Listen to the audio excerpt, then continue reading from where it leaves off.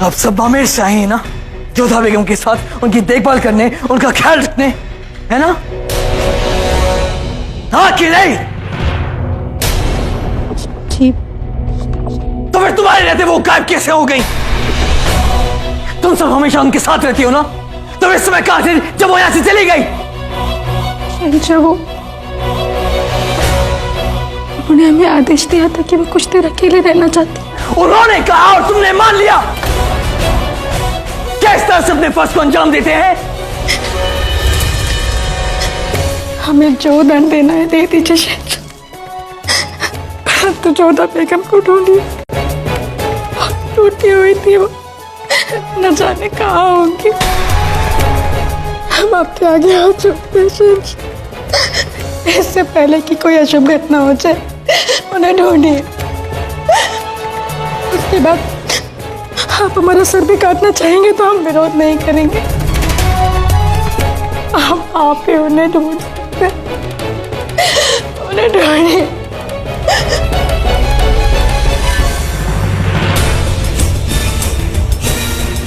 इतना बहरा होने के बावजूद जोधा बेगम महल से बाहर कैसे गई? गुस्ताखी माफ हो शहंशाह, लेकिन हम गुलाम बेगम के हुक्म के खिलाफ कैसे जा सकते थे? फिर जोधा बेगम साहिबा इतनी गुस्से में थी कि उन्हें रोक पाना हमारे लिए नामुमकिन था। उन्होंने हमारे हाथ से घोड़े की लगाम छीन ली और किले से बाहर निकल गई। उन्हें रोक पाने का हुक्म देना गुलाम की ताकत से परे था हुजूर। अगर हुजूर को लगता है हमसे कोई गुस्ताखी हुई है तो बंदा सजा पाने को तैयार है। सुना तुमने? जोधा बेगम महल से गायब हो गई है। क्या? जोधा बेगम लापता है? या अल्लाह, बार बार तेरा कहर उन बेचारी पर ही क्यों नाजिल होता है? हमें तो जोधा बेगम बहुत पसंद थी। इस महल में शाही कठपुतलियों के बीच एक वही तो थी जिनमें इंसानियत तो थी। इसलिए तो यहाँ वो कामयाब नहीं हो सकी।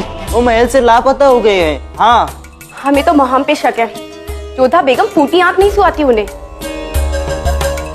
अरे ये क्या कर रहे हो? अरे जो दुनिया से जा चुका उसकी रूह के सुकून के लिए दुआ कर रही हूँ। अल्लाह, हर बात पे नाटक। क्या? अब ये सब क्या है? या अल्लाह, एक से बढ़कर एक करिश्मे होते इस महल में। हुजूर महल का चप्पा चप्पा छान चुके हैं। हरम तहखाना सब जगह ढूंढा, लेकिन बेगम साहिबा का कहीं पता नहीं चला। तो फौरन घुड़सवारों की एक टुकड़ियों को तैयार किया जाए। अगर जोधा बेगम महल में नहीं है तो वो यकीनन महल से बाहर है। महल से बाहर जाने के सिर्फ 3 रास्ते हैं। पहला रास्ता तो खुफिया रास्ता है जो जोधा बेगम को मालूम नहीं होगा। दूसरा रास्ता है सदर दरवाजा, और तीसरा रास्ता है बियाबान जंगल की तरफ से।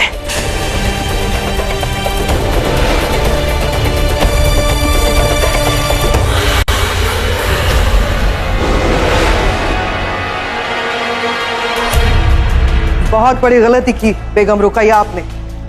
घड़ी दो घड़ी में बेगम जोधा को मौत आ जाती, पीछा छूट जाता उससे। क्या जरूरत थी आपको जलाल को ये बताने की कि बेगम जोधा मरने की कोशिश कर सकती है? आपने जोधा बेगम की हालत देखी? जीना मरना बराबर है उनके, और मरे हुए को फिर से मरता देखने में कोई मजा नहीं आता हमें। कुछ कहे कहूं कि गूंज लौट कर वापस आती है बेगम रुकैया। हमारे अल्फाज याद रखिएगा। एक दिन आपको जरूर अफसोस होगा कि आपने बेगम जोधा को मर क्यों नहीं जाने दिया, क्योंकि उस दिन कह लगाएंगी वो और आपकी आंखों में होंगे आंसू।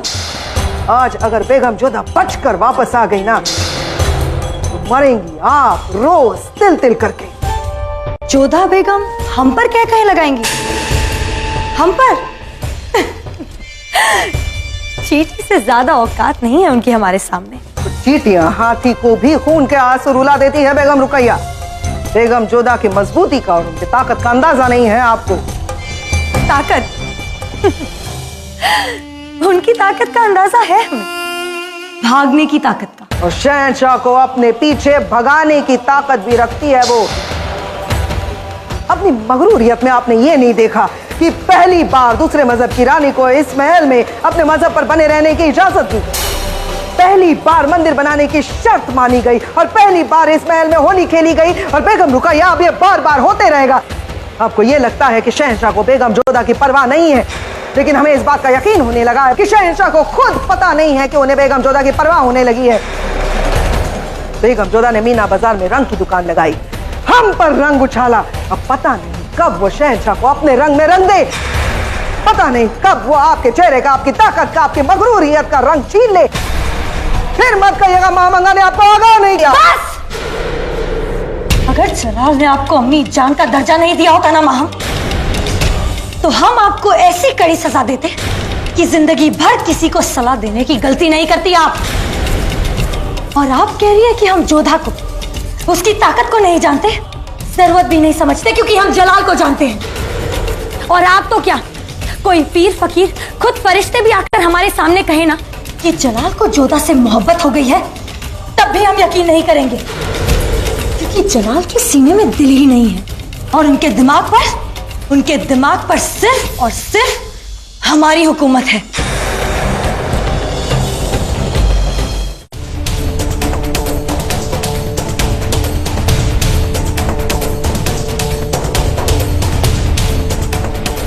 अपनी ही जाति के लोगों की उपेक्षा, उनका अपमान सहा है तुम्हारे पापूसा ने।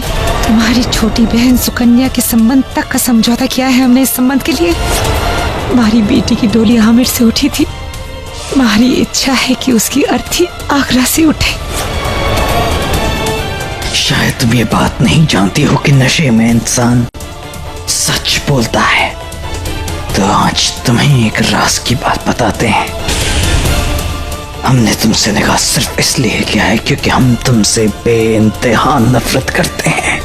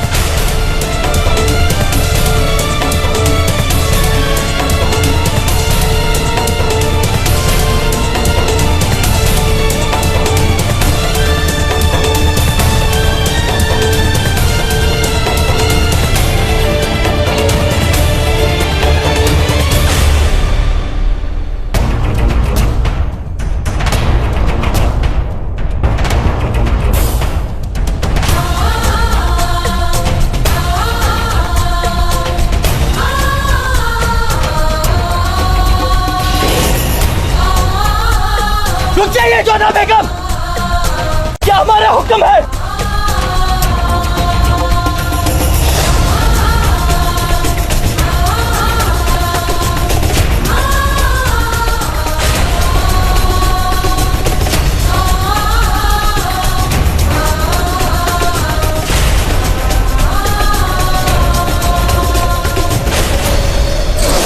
अपने जाति के लोगों की उपेक्षा, उनका अपमान सहा है तुम्हारे बाप।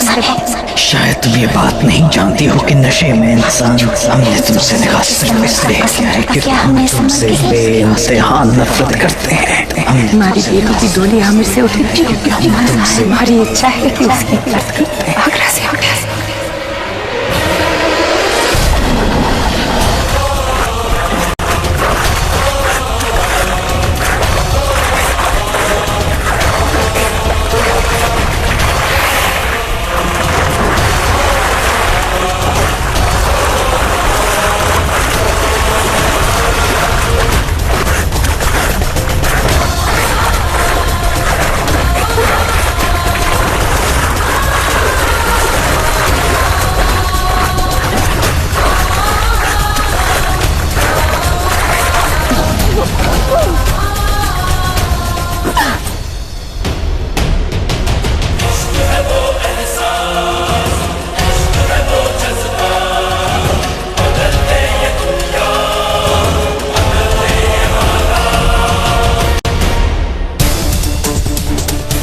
हमें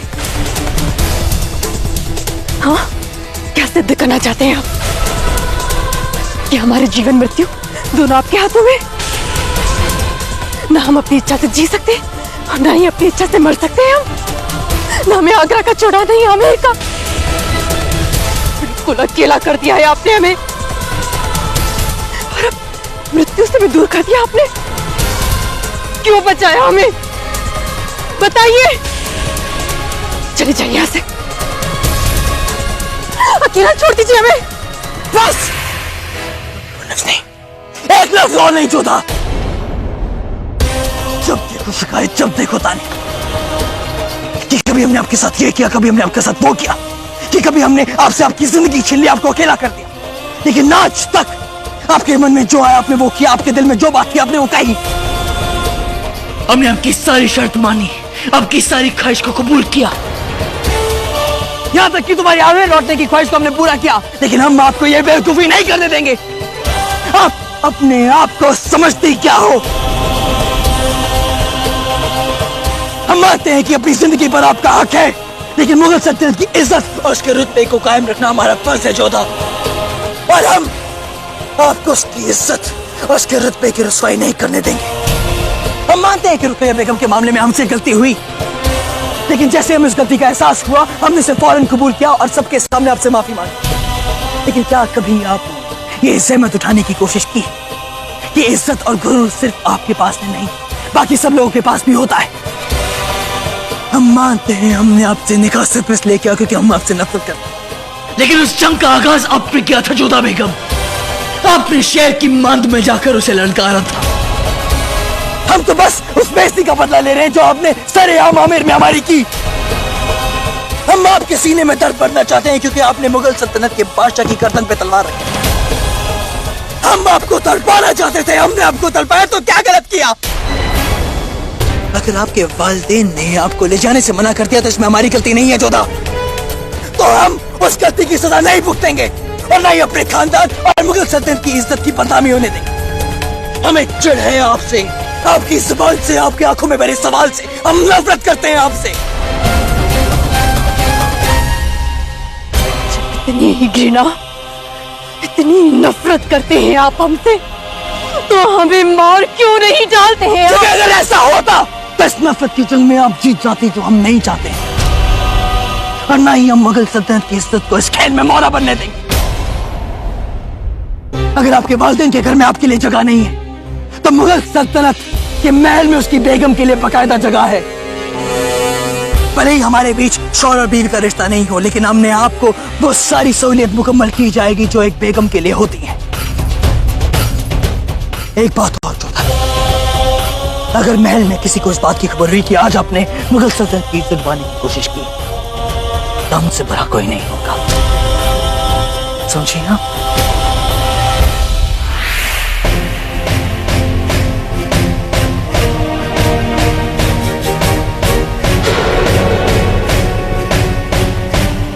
शहंशाह जोधा बेगम को लेकर किले की ओर लौट रहे हैं।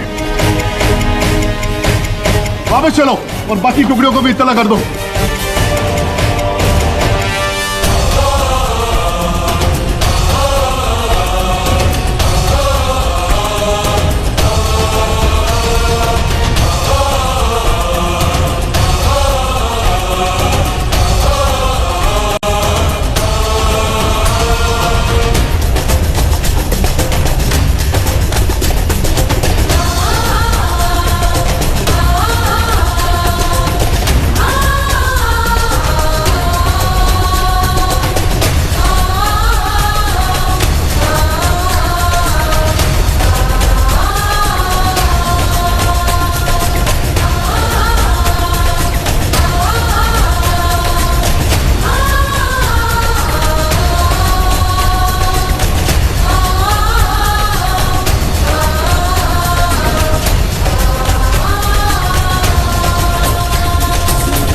हमने कहा नीचे उतरिए, हमारे पीछे पीछे आइए। कहाँ ले जा रहे हैं आप हमें? बस चुपचाप हमारे पीछे चलते रहिए। ये हमारे प्रश्न का उत्तर नहीं हुआ। मुगल सल्तनत की इज्जत दांव पे लगाने के बाद आप हमसे ये उम्मीद करते हैं कि हम आपके सवाल का जवाब देंगे?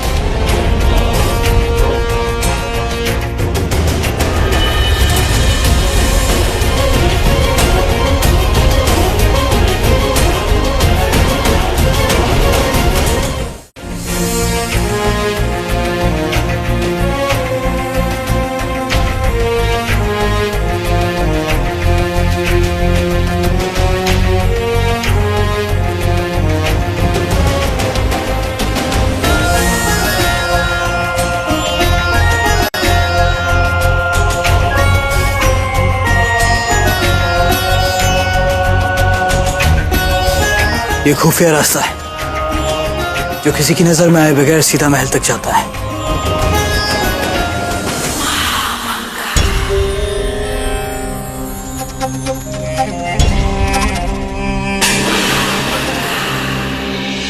अग्गा साहब, जलाल कहाँ हैं? जोधा बेगम कहाँ हैं? वो पहुंचे नहीं अब तक। हमने तो शहंशाह को अपने साथ जोधा बेगम को लाते हुए देखा था।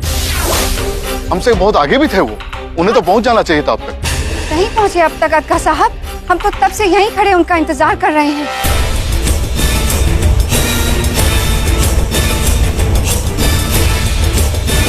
बेगम तो जलाल के साथ भी नहीं।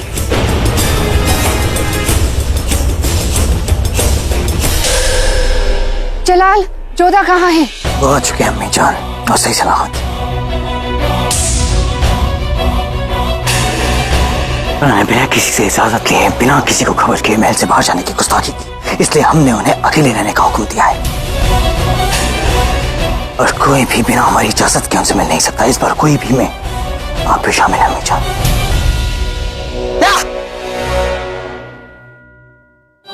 अकेले ही चले आए? इसका मतलब जोधा उन्हें नहीं मिली। उन्हें अकेला नहीं छोड़ना चाहिए। फिक्र मत करो, तुम्हारी रानी साहब सही सलामत है और होंगी भी।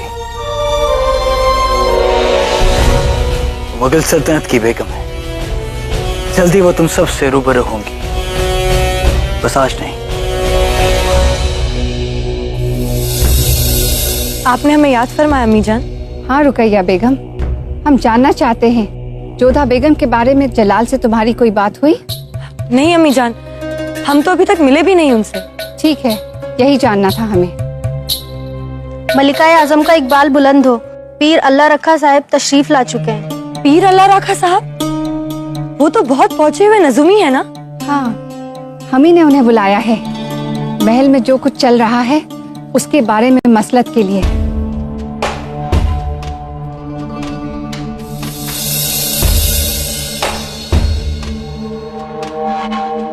पीर साहब, आगरा में आपका इस्तकबाल करते हैं हम। खुदा आपकी मनचाही मुराद पूरी करेगा।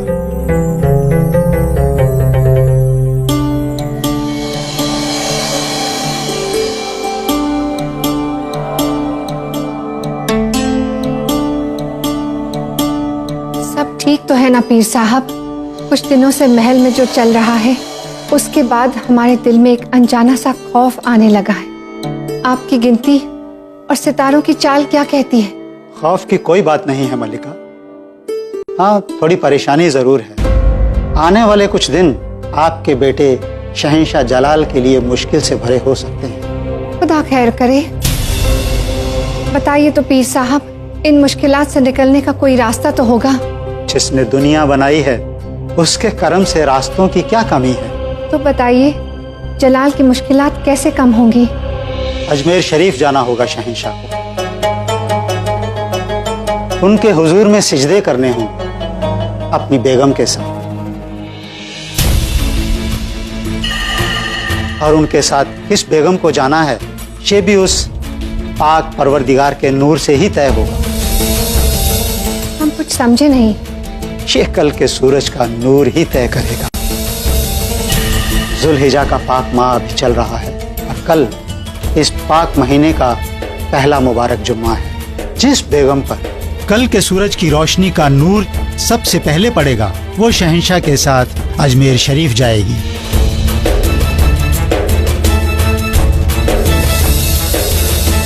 और वो खुशनसीब हमारे सिवा और कोई नहीं हो सकता।